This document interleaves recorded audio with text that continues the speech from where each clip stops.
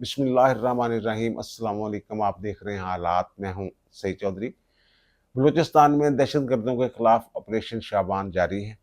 अब तक क्या कामयाबियां हासिल हुई हैं, कितने दहशतगर्द जहन्नम हासिल किए गए हैं और वहाँ के अवाम के रवैये में एक वाज़ेह तब्दीली देखने में आ रही है। दूसरा ये कि अमेरिकी सदर डोनाल्ड ट्रंप के हुक्म पे 1000 अमेरिकी मिसाइलों ने ईरान को टारगेट कर लिया है। क्या ईरान कोई गलती कर रहा है? और जो एमओयू है, इस्लामाबाद एमओयू, उसका मुस्तकबिल क्या है? और पास्को को जनाब वफाकी को मैंने कर दिया बंद। इसके पसे पर्दा क्या कहानी है? कुछ दिलचस्प हक़ाइक़ हैं जो आपके सामने रखने हैं, लेकिन इससे पहले एक और मौजू पर बात करनी है कि मानसून सीज़न और सैलाबों से निपटने के लिए पंजाब हुकूमत ने अपनी तैयारियां मुकम्मल कर ली हैं। कुछ इंतजामात जारी हैं। इन तैयारियों और जारी इंतजामात से वफाकी वज़ीर हैं हमारे जनाब अब्दुल अलीम खान साहब, उन्हें पता नहीं क्या तकलीफ है। उन्होंने उनका एक टीवी चैनल है समा, तो जनाब उन्होंने पंजाब हुकूमत के खिलाफ जनाब एक प्रोपेगेंडा मुहिम शुरू कर दी है। बताने वाले इसकी जो वजह बयान कर रहे हैं वो ये कि इनकी एक पार्क व्यू हाउसिंग सोसाइटी है अब्दुल अलीम खान साहब की, और जनाब वो आधी सोसाइटी जो है वो दरिया रावी में है। गुज़श्ता साल जो सैलाब आया था उसकी तबाहकारियाँ आपने देखी, रावी बिफरा हुआ था, तमाम दरिया जो हैं, और बारिशों ने एक तबाही मचाई हुई थी। तो उस वक्त भी रेस्क्यू ऑपरेशन जो है पंजाब हुकूमत की तरफ से बड़ी कामयाबी के साथ जो है वो मुकम्मल किया गया था। तमाम वजीर जो हैं, जब तक रेस्क्यू ऑपरेशन मुकम्मल नहीं हो गया ना, तमाम सूबाई वज़रा की मैं बात करूँ, वो फील्ड में रहे थे। अलीम खां की पार्क व्यू सोसाइटी के बहुत से हिस्से भी डूब गए थे। रावी का पानी जो है, सैलाबी पानी, वो कॉलोनी के अंदर आ गया था। फिर उस हवाले से भी रेस्क्यू ऑपरेशन किए गए थे। तो पानी खड़ा था जैसे दरिया हो, इस तरह वो जो हिस्से डूबे हुए थे ना, वो ऐसे था जैसे दरिया का हिस्सा हो वो, और वो है भी दरिया ही का हिस्सा। अब जो मानसून की बारिशों और सैलाबों से निपटने के लिए वज़ीर आला पंजाब मरीम नवाज शरीफ की हदायत पे हुकूमत पंजाब ने जो इंतजामात किए हैं, उन इंतजामात में जदीद आलात जो है उनका इस्तेमाल भी किया जाएगा। वो जदीद आलात हासिल कर लिए और मौजूद हैं। उनमें जनाब एक तो जेट स्काई है, तेज़ रफ्तार कश्तियाँ जो हैं, और फिर जो फाइबर और रबड़ की कश्तियाँ होती हैं वो भी है, आउटबोर्ड मोटर इंजन है, और जो ये जो कश्तियों को ले जाने और लाने वाले ट्रक हैं वो बड़ी तादाद में तैयार हैं, और फिर वाटर रेस्क्यू ड्रोन जैसे आलात जो हैं, ताकि ढूंढने में आसानी हो, कहाँ पे लोग फंसे हुए हैं, कैसे उनको रेस्क्यू किया जा सकता है। पंजाब हुकूमत का दावा है कि इन इंतजामात से अवाम के जान माल का तहफ़्फ़ुज़ यकीनी बनाया जाएगा। एक तो ये हो गया। बाकी इसके अलावा जो सैलाबी पानी, दरियाओं का सैलाब रोकने के लिए जो बंद बनाए जाते हैं, जो पहले से बंद मौजूद हैं, उनकी मरम्मत का काम है। कुछ नए बंद बनाए जा रहे हैं, कुछ बंद जो उनको पुख्ता किया जा रहा है। तो ये जो अलीम खान साहब वाली सोसाइटी है ना, पार्क व्यू सोसाइटी, तो ये मैंने जैसे अर्ज किया ना, ये बहुत सारा इसका जो हिस्सा है ना वो वाला है। जो रावी तो खुश्क पड़ा होता था, तो जनाब लोगों ने अंदर आबादियां बना ली।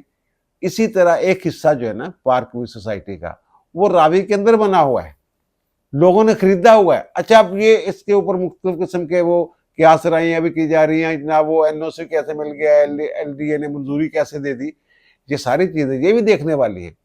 लेकिन वहाँ जब गुज़श्ता साल जब सैलाब आया था, तो हमारे एक दोस्त हैं, उनका भी वहाँ पे मकान है, तो वो हम उनको रेस्क्यू करने के लिए गए थे वैसे। तो बहरहाल वहाँ अब पता ये चला है कि जनाब ये जो रावी अर्बन डेवलपमेंट अथॉरिटी है, रूडा जिसको कहते हैं, वो जनाब वहाँ बंद बनाना चाह रही है, बंद बनाया जा रहा है वहाँ पे।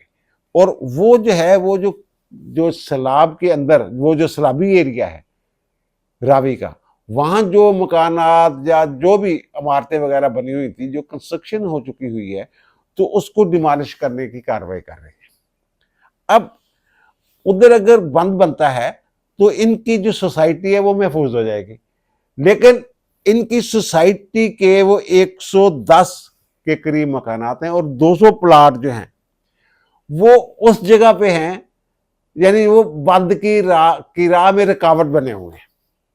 अब ये वाले साहब जो है अब्दुल अलीम खान साहब, वो कहते हैं जनाब हमने यहाँ बंद बनाना है कि ना सिर्फ ये सोसाइटी जो है इसके लोगों को महफूज किया जाए, बल्कि इससे इधर जो आबादी है, जो आबादियां हैं, उनको भी तो महफूज करना है ना। ये साहब चाहते कि नहीं नहीं ये ना करें, वो कहते हैं हम खुद इंतजाम कर लेंगे। वो पिछले साल कितने इंतजाम कर लिए थे आप लोगों ने। ये लेके गए थे क्रेने श्रेने बंद बनाने के लिए, वो एक लम्हे के लिए भी जाओ जो मिट्टी शिट्टी डालते थे, एक लम्हे के लिए भी टेक नहीं सकी थी वो मिट्टी जो है। तो वो तो अल्लाह की तरफ से रहम हो गया लोगों के ऊपर कि वो सैलाब जो उसका पानी उतरना शुरू हो गया। अब ये समीत पे शायद बैठे हुए हैं, और वहां के लोग जो अगर उनसे बात की जाए वो कहते हैं जनाब हमें तो यही कहा जाता है जनाब हर साल सैलाब थोड़ा होना होता सी इंतजाम कर लेंगे, पक्का कर देंगे तो उनको कोई जनाब नुकसान नहीं होगा। लेकिन हुकूमत ये चाहती है कि वहां जो है वो बंद बनाया जाए। जो मैंने जिनका जिक्र किया कि 100 प्लाट, 100 घर, 200 प्लाट जो हैं, वो कुछ जगह भी चाहिए होगी वो बंद बनाने के लिए। वो कह रहे हैं, सरकार ये कह रही है हमें जगह दें, हमने बंद बनाना है। तो इन्होंने जनाब फिर जनाब गुस्सा कर गए हुए हैं, और गुस्सा करके जनाब कंपेन शुरू कर दी हुई है। ये तो हाल है जहाँ यार हमारे कुछ दोस्तों ने गिला रहता है कि आप यार हमेशा सियासतदानों को ही रगड़ते रहते हैं, सारा कसूर तो ब्यूरोक्रेसी का होता है। वैसे अलीम खान साहब के हवाले से वो जो सड़क की तमीर वाला इशू है वो भी तो उठा था ना, कि अपनी सोसाइटी को फायदा पहुंचाने के लिए रूट शूट चेंज किया था। इस तरह की बातें ही है ना यार ये तो सारी। और माजी में भी ये जो है पास्को का जिक्र करने लगो ना, जो एक वजीर साहब का किस्सा वहां भी है। वो खुराक के वजीर थे, वफाकी वजीर थे, मेरे ख्याल जिनेजो हुकूमत थी, और खिची साहब थे वो। तो वो जनाब उन्होंने जनाब अपने ज़ारा गंदम जो है उन्होंने पास्को को फरोख्त करना थी, तो उन्होंने अपनी जो ज़मीनों की गंदम है वो भेजी जनाब पार्कों के जो परचेज सेंटर है वहाँ के ऊपर। तो वहाँ जनाब वो पता जो चला जनाब एक कुदरती तौर पे ना एक जो बोरी थी वो फट गई। जब फटी तो उसमें जनाब निकले जनाब मट्टी के ढेले, यानी कि अगर उसमें 35 किलो जो है गंदम है तो 5 किलो जनाब वो मिट्टी के ढेले पर भरे हुए। तो वहां बरलाद साहब एक अफसर थे, उन्होंने जनाब वो मामला जो उन्होंने पकड़ लिया। उनका ये तो सारा जो माल है जितना भी, उन्होंने पल्लेदारों से कहा जनाब सब रोक दें आप इसको। उन्होंने खरीदारी को बंद कर दी। उनका नहीं जनाब मैंने तो नहीं खरीदनी, मैं तो जनाब पूरी जो जितना भी जहाँ है माल तो सारा खोलूंगा और फिर देखूंगा। अच्छा, वो कोई इतना बड़ा अफसर नहीं था। वो जनाब जब मिनिस्टर साहब को पता चला तो उन्होंने जनाब अपने सेक्रेटरी से कहा, सेक्रेटरी खुराक से, जो इन दोनों इनके जो ये पास्को के चेयरमैन भी होते हैं, तो उनको जनाब उन्होंने कहा जनाब ये क्या हो रहा है। तो उन्होंने जनाब पता नहीं कहाँ टेलीफोन खड़काए, बड़े बड़े अफसर पहुंच गए वहां पे जनाब। और जब अफसर पहुंचे जनाब बुरलाल साहब से पूछा जनाब क्या मामला। उन्होंने जनाब ये सामने पड़ा हुआ है माल आपके सामने। वो कहने जो ऊपर से हुक्म है इनको मुअत्तल कर दो। मुअत्तल करना तो कर दो, ये तो देखो ना गंदम कितना खरीदी जा सकती है। हाँ, मैं जब्त नहीं की। जब इस तरह की 2 नंबरी करके गंदम लाई जाए ना तो पास्को के पास ये भी इख्तियार था कि वो पूरी गंदम ही जब्त कर ले। तो वो कहते हैं जनाब छानना लगाएं इसको। फिर बहरहाल वो एमडी वगैरह जो भी थे उन्होंने ये कहा कि ठीक है यार आप आप इसको जब्त ना करें, ये छानना लगा लें। और छानना लगा के जनाब जो सही वाली गंदम है जैसे होनी चाहिए तो वो माल खरीद लें आप। तो ये होता है, ये पास्को का बेड़ा गर्क करने में इस तरह के लोग जो हैं उनका भी किरदार है। अच्छा, बहरहाल पास्को जो है ना ये 1973 में, ये जुल्फकार अली भुट्टो साहब का दौर था। तो 1973 में, बिल्कुल 1973 में इसका क्याम जो है ये अमल में लाया गया था। ये कॉरपोरेशन है, ये सरकारी इदारा नहीं है, ये पब्लिक लिमिटेड कंपनी है। ठीक है जी, ये अपने अखराजात खुद बर्दाश्त करता है। पास्को जो है ये हुकूमत से इमदाद नहीं लेता, और जो गंदम की खरीदारी करता है ये भी हुकूमत के पैसों से नहीं करता। अच्छा, बहरहाल ये जनाब, अच्छा अब इसके क्याम का भी दिलचस्प वाक्य है।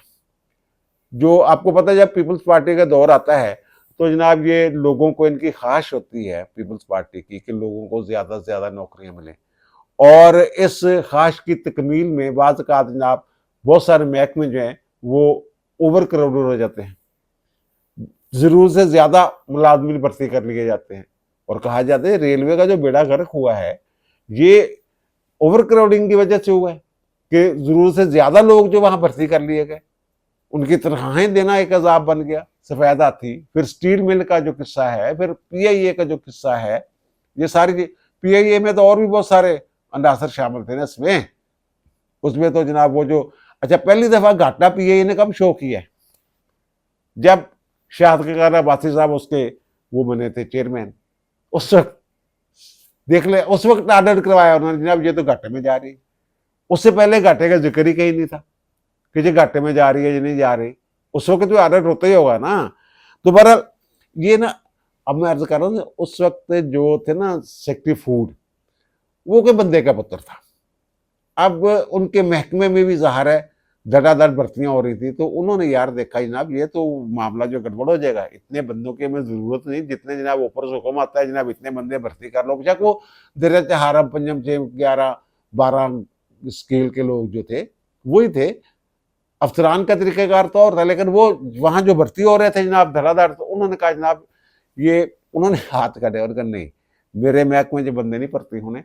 हाँ एक उन्होंने हालत दसिया होता, उन्होंने कहा जी पास्को के नाम है ना ज़रूरी जिनास की खरीदो फरोख्त, और जनाब वो उनको उनके उनको महफूज बनाने के लिए एक अदारा बना दिया जाए, एक पब्लिक कंपनी जो है, पब्लिक लिमिटेड कंपनी जो है वो बना दी जाए, तो वो जनाब वहां आप लोगों को ना भर्ती कर लें। ज़ाहिर है उनके ख्याल में था कंपनी या कॉरपोरेशन है, क्योंकि उसने अपने अखराजात खुद बर्दाश्त करना होते हैं, इसलिए जनाब वहां अगर ये लोग चले भी गए तो वो इनसे काम लेंगे, और उन्होंने काम लिया इससे। अच्छा ये 2021 तक ना ये जो अदारा है पास्को जो है ये जनाब प्रॉफिट में था, और इन्होंने जनाब 3 अरब 94 करोड़ रुपया मुनाफा 2021 में कमाया था। लेकिन जनाब अब जाके 2025 में जनाब जो ऑडिटर है इसका कह रहा है जनाब इसको जनाब 20 अरब 47 करोड़ का नुकसान हो गया हुआ, और मजमूई तौर पर जनाब ये तो जनाब जो 21 अरब रुपए के खसारे में जा रहा है पास्को। अच्छा ये कंपनी खसारे में कब जाती है?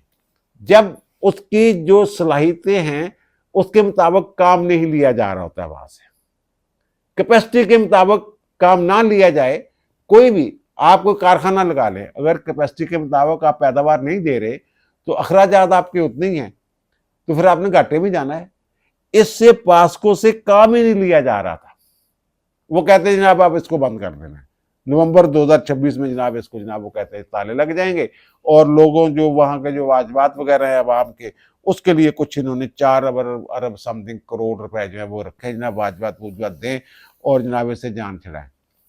अच्छा ये जो पास्को ने इब्तदा में, ये अब तो ऐसे लग रहा है सिर्फ गंदम खरीदने का महफूज करने का ये कोई अदारा था, ये दीगर अजनास भी खरीदा करता था। इसके जनाब जो कोल्ड स्टोरेज थे इनके पास्को के, आलू खरीदते थे ये, और फिर जब कमी होती थी मंडी में मार्केट में आलू की, तो ये आलू सप्लाई करते थे, सरकारी रेट पे खरीदते थे, सरकारी रेट पे फरोख्त करते थे। फिर धान जो है मुंजी जो है जिसको कहते हैं वो खरीदते थे, मुंजी, ये चावल की बात नहीं मैं कर रहा हूं, मुंजी खरीदा करते थे। फिर उस मुंजी से जनाब ये उसको फिर चावल शेलर पे ले जाना, या जो भी इनका तरीकाकार था, जो राइस मिल्स के ऊपर जो भी ये करते थे, फिर चावल निकालते हुए चावल को सरकारी रेट के ऊपर ये फरोख्त करते थे। फिर जिन इलाकों में दालें होती हैं वहां से पास्को दालें खरीदा करता था। इनके दाल प्लांट थे, कोल्ड स्टोरेज थे, लेकिन वो अब कहां है? वो बेच दिए यार, बाहर लोगों ने खरीद लिए वो कोल्ड स्टोरेज जो है। अच्छा फिर दूसरा, ये बलूचिस्तान और सिंध से प्याज खरीदा करते थे, उनको भी स्टोर करते थे, और स्टोर करने के बाद जब वो कमी होती थी मार्केट में तो ये सप्लाई करते थे। अब ये जो गंदम खरीदते थे ये सरकारी निरखों पे जो सरकार मुकर्रर कर दी थी उस कीमत पे ये किसानों से खरीदते थे। उसमें आड़ती भी आते थे, उसमें व्यापारी भी आ जाते थे, उनमें जो किसान डायरेक्ट जो है वो भी बेचते थे इनको। आपने देखा होगा ना गोदाम होते थे वो रेलवे लाइन के पास ना, रेलवे स्टेशन के करीब ज्यादातर इनके गोदाम होते, ताकि वो उसकी तरसील जो है गंदम की वो अगर करना पड़ी तो वो अखराजात कम आए। वो मालगाड़ियों के जरिए माल जाता था, जब बलूचिस्तान को गंदम बेचते थे पास्को वाले, फिर खैबर पख्तूनख्वा उस वक्त ये शिमाल मगरबी सरहदी सूबा होता था, आज़ाद कश्मीर में, कभी कभी सिंध में भी पंजाब से गंदम जाया करती थी। तो ये सारा काम, अच्छा ये फिर प्रॉफिट कहाँ से कमाते थे, तनख्वाहें कहाँ से निकालते थे? ये जनाब हैंडलिंग चार्जेस लेते थे, यानी खरीदना इन्होंने हुकूमत की मुकर्रर करदा कीमतों पर और फरोख्त भी हुकूमत की मुकर्रर करदा कीमतों पर करना था। ये था इनका काम। अच्छा, ये हुकूमत से मैं कह ना पैसे पोसे कोई नहीं लेते थे। ये पैसे कहाँ से आते थे? एक 5 बैंकों का कंसोर्शियम था। इब्तिदा में तो पैसा भी उन्हीं का बैंकों का लगा था इसमें। 75% जो रकम है वो 5 बार जो वो नेशनलाइज नहीं कर लेते भुट्टो साहब ने, वो वाले कमर्शियल बैंक जो थे, 75% सरमाया इन बैंकों ने फराहम किया था, 25% जो है ये सरकार ने दिया था। अब भी जब ये अजनास खरीदते थे ना, तो बैंकों के कंसोर्शियम से पास्को कर्ज लेता था और उसमें सूद भी अदा करता था। अगरचे सूद की शरह जो है मार्केट से कम होती थी, वो सूद पे कर्जा लेके वो जो है अजनास खरीदता था और फिर उसमें वो ज़ाहिर है वो हैंडलिंग चार्जेस में वो सारी चीज़ें शामिल हो जाती है ना। तो इस तरह ये काम कर रहा था। जो इन्होंने गोदाम, कोल्ड स्टोरेज या दाल प्लांट लगाए थे ना, वो सरकार से लीज पे ली हुई थी ज़मीनें थी। इनकी अपनी ज़मीनें नहीं, किराए पे ली हुई ज़मीनों के ऊपर इन्होंने ये खड़ी की थी इमारतें, बिल्डिंग्स जो हैं। और ये जो इनका दफ्तर है एजेटन रोड पे, हेड ऑफिस जो है, ये भी इन्होंने खुद खरीदा हुआ है। सरकार ने नहीं दिया हुआ इनको, पास्को वालों को, अपनी आमदनी से उन्होंने खरीदा। और फिर इनके जो मुलाजमीन थे उनको पेंशन कोई नहीं मिलती थी। हाँ, बेनेवलेंट फंड शायद उन्होंने कायम किया हुआ था, बाद में किया जाके वो। तो ये और ये इसका जनाब जो इसके जवाल कब शुरू हुआ, ये मेरे ख्याल 83 में ना, ज़ियाउल हक साहब के दौर में, 82-83 में, 1983 में। तो जनाब इन्होंने जो इसका एमडी है ना, वो लगा दिया एक हादर सर्विस ब्रिगेडियर साहब को, पता नहीं चलेगा नाम अकरम, ब्रिगेडियर अकरम साहब, वो आ गए जनाब। और उन्होंने आते ही पहले जनाब जो कहते हैं पिछला साहब ने मेरा कोई लेना देना नहीं, 81-82 जो जनात खरीदी है, मैं तो अगे तो शुरू करेंगा। वो 81-82 वाली जो कहते ने बताने वाले बताते हैं कि वो अजनात जो है वो बस ज़ाया ही होगी। वहां पहली मरतबा जो है ना सारे का सामना करना पड़ा, लेकिन बाद में वो संभाल लिया गया था। ये नहीं जनाब उसके बाद हर साल ही ऐसा होता है, एक मरतबा ये हुआ।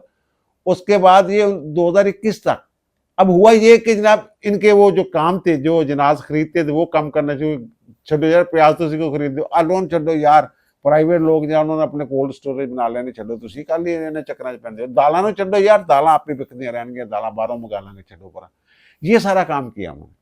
और इब्तदा में इसमें जो एग्रीकल्चर यूनिवर्सिटी के जो ग्रेजुएट्स थे, जो खुसूसी डिग्री रखते थे ग़िज़ाओं को महफूज बनाने के हवाले से, उनकी तालीम, एजुकेशन उस हवाले से थी, वो लोग पहले भर्ती किए गए थे। बाद में फिर जनाब भेड़ चाल शुरू हो गई, इधरों सिफारिश आई है, काम ग्रेजुएट जो वो भी जनाब भर्ती हो गया। फिर जनाब बारदाना, तरपालां, अद्वियात वगैरह के कपड़े शुरू हो गए बड़े बड़े।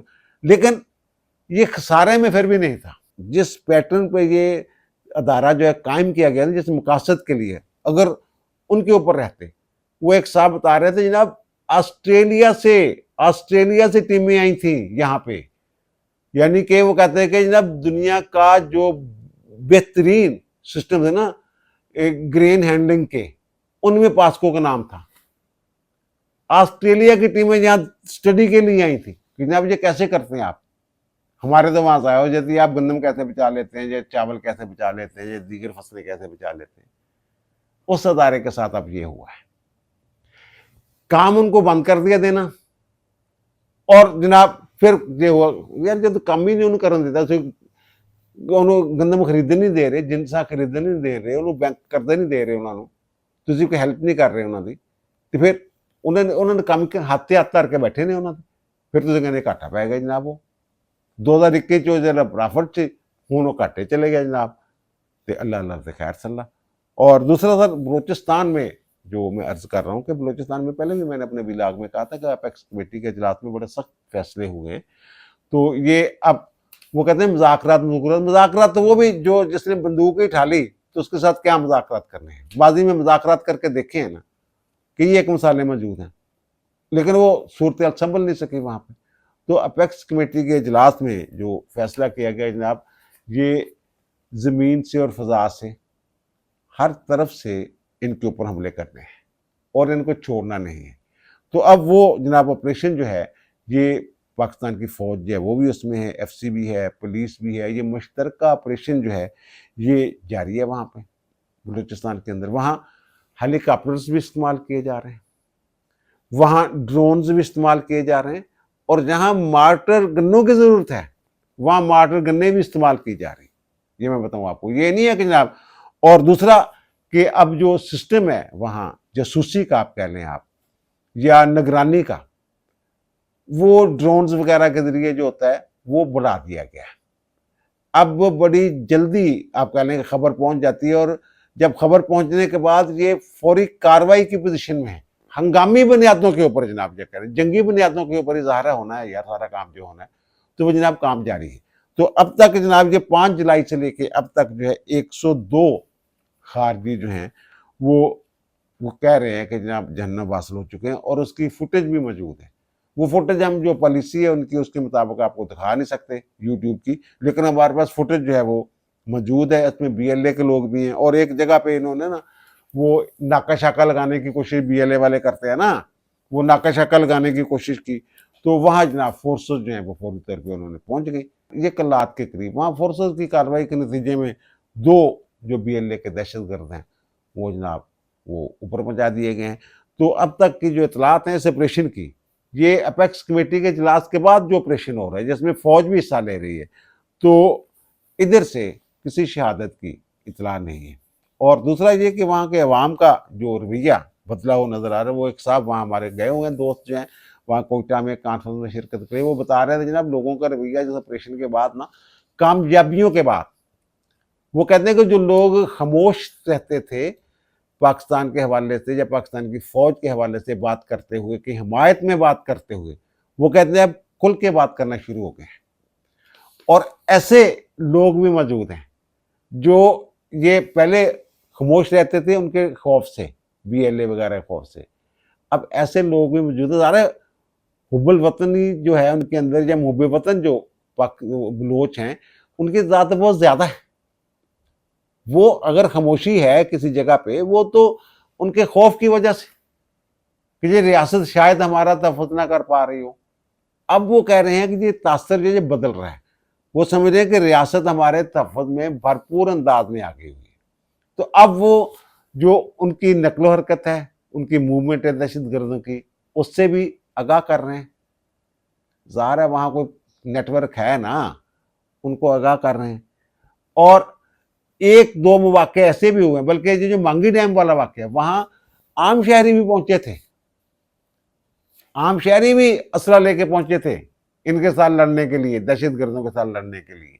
दूसरा ये कि दहशतगर्दी की ताज़ा तरीन कार्रवाइयाँ, इससे जो BLA और फितनतुल खारिज जो है, जो अफगान रजीम है, उनका गठजोड़ जो है वो भी सामने आ गया हो। ईरान वाली सरहद भी हो गई है सख्ती, अब ये हमला करके वहाँ भाग नहीं सकते। ये जनाब तैयारी करके आए थे अफगानिस्तान से, और अफगानिस्तान ही वापस भागना चाह रहे थे, लेकिन वो मौका नहीं मिला इनको। ईरान की तरफ निकल जाना आसान होता था, अफगानिस्तान की तरफ निकल जाना मुश्किल हो गया हुआ है इनके लिए। जब भी बलूचिस्तान में दहशतगर्दों के खिलाफ कार्रवाई होती हैं, तो जो लापता अफराद हैं, BYC जनाब बलूचिस्तान यकजहती कमेटी वाले जो हैं, मारंग बलोच वाले जो हैं, उन्होंने जो जनाब पोस्टर लगाए थे, जनाब ये बंदा गायब हो गया हुआ है, पता नहीं कहाँ पे है, वो पता चलता है जनाब वो तो BLA का। अब ये देखें एक अताउल्ला बलोच है, उसको खुद BLA ने ये तस्लीम किया है कि जनाब ये तो हमारा फदाई हमलावर था, खुदकुश था। तो BYC जनाब पता नहीं 2 साल तक जनाब उसकी तस्वीरें लगा के जनाब और आंसू बहाती रही है जनाब ये बंदा लापता है। और दूसरा जो एक अच्छा फैसला नज़र आ रहा है जो किया है वहाँ की हुकूमत ने, बलूचिस्तान की हुकूमत ने, उन्होंने जो अजला और डिवीज़न जो है ना, इंतज़ामी डिवीज़न जो और जो अजला है, उनकी तादाद में इजाफा कर दिया। यानी एक कोयटा लगा लें, कोयटा में पहले 1 डिप्टी कमिश्नर होता था, कोयटा में 2 डिप्टी कमिश्नर होंगे, एक जनाब शर्की होगा, एक कोयटा गरबी होगा। इसी तरह डेरा बुगटी जो है उसको भी 2 अजला में तकसीम कर दिया गया है। अब वहाँ अजला की तादाद जो है ना वो 41 हो गई है, और जो डिवीज़न हैं उनकी तादाद जो है वो 11 हो गई है। नई डिवीज़न और अजला के क़याम से एक स्ट्रेटजिक प्लानिंग जो है वो भी नज़र आ रही है इसमें। वो ये कि जो मस्तोंग कभी कलात डिवीज़न का हिस्सा होता था ज़िला, उसको जनाब कोयटा डिवीज़न का हिस्सा बना दिया गया है। तो मेरा ख्याल है कि इससे भी जब ज़ाहिर है ये अजलास जो हैं ये एक्टिव होंगे, नए अजलास जो हैं वहाँ मशीनरी एक्टिव होगी, तो उससे भी ये जो कार्रवाइयाँ दहशतगर्दियों की या अमन अमान की जो सूरत हाल है उसमें बेहतरी आने की तो। और दूसरा ये जो अमेरिका जनाब डोनाल्ड ट्रंप ने ऐलान कर दिया जनाब, ये सिर्फ ऐलान नहीं है बल्कि खबरें ये हैं कि जनाब उन्होंने एक हुक्म जारी कर दिया है अमेरिकी फ़ौज को कि जनाब 1000 जो मिसाइल है ना वो टारगेट कर लें ईरान को, और ऐसा हो गया हुआ है। लेकिन वो हमला कब करना है उसने, ये देखें जब ये जहाँ थे ना नेटो के अजलास में शिरकत के लिए तुर्की आए हुए थे डोनाल्ड ट्रंप, तो इसराइल ने जनाब ये खबर जारी की, वहाँ की जो इंटेलिजेंस एजेंसियाँ हैं उन्होंने ये कहा कि जनाब जो ईरान है ना वो डोनाल्ड ट्रंप को कत्ल करना चाहता है, तो प्लानिंग की हुई है। ये कतर के तैयारे के ऊपर वो खसूसी तैयारा दिया था कि लग्जरी तैयारा दिया था कतर वालों ने, शाही खानदान ने, उसके ऊपर ट्रंप साहब वहाँ गए हुए थे। ये तो खबरें आपके लिए होंगी आ चुकी हुई हैं। तो फिर उन्होंने जनाब ये जब रिपोर्ट है इसराइल की रिपोर्ट, तो उन्होंने जनाब एक तैयारा मंगवाया अमेरिका से, नया तैयारा, उसमें वो गए वो वाले कतर वाले तैयारे के ऊपर, वो कहते हैं कि वापस नहीं गए। तो ये भी एक ख्याल था कि शायद जो इसराइल है वो ट्रंप को गलत मतलब रिपोर्टें देता रहता ना कि जनाब ईरान के खिलाफ करने के लिए उसको जनाब इस तरह की रिपोर्ट, उसने इंटेलिजेंस रिपोर्ट जो है वो जनाब शेयर की हो। तो लेकिन अब यार ये जो वहाँ का सुप्रीम लीडर हैं मुज्तबा खामनेई साहब, उन्होंने जो पैगाम जारी किए, उन्होंने जनाब वो जो इसराइल की रिपोर्ट है जिसके ऊपर शकूक शुबहात का इजहार किया जा रहा था कि जनाब ये 2 नंबर रिपोर्ट हो सकती है, उन्होंने ये सीधा सीधा कह दिया जनाब कि जनाब जो सुप्रीम लीडर जो हैं अपने वाला साहब का उन्होंने हवाला दिया है आयतुल्लाह अली खामनेई का, वो कहते हैं जनाब सुप्रीम लीडर समेत जितने भी शहीद हुए हैं उनका जनाब इंतकाम लिया जाएगा।